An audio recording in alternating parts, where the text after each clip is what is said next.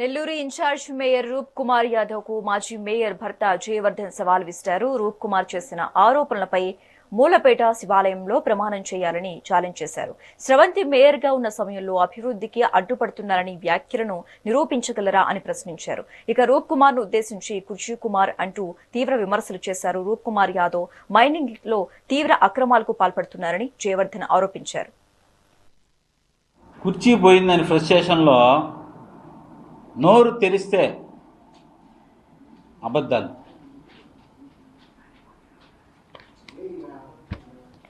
ఏదేదో కుర్చీ పోయిందని ఫ్రస్ట్రేషన్లో ఏదేదో మాట్లాడేస్తాం. మొన్న దత్తపుత్రుని తీసుకొని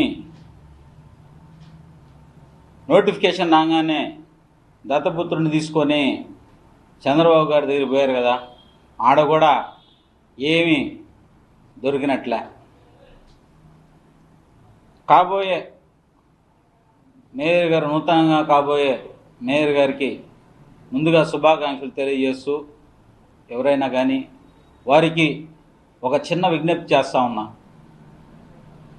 మేయర్గా అయిన తర్వాత మొదటిగా ఆ ఛాంబర్ బయట డోర్ దగ్గర ఒక కుర్చీ వేపిస్తే ఆ కుర్చీలో అన్నా కూర్చుంటాడమ్మా మా కుర్చీ కుమార్ గారు.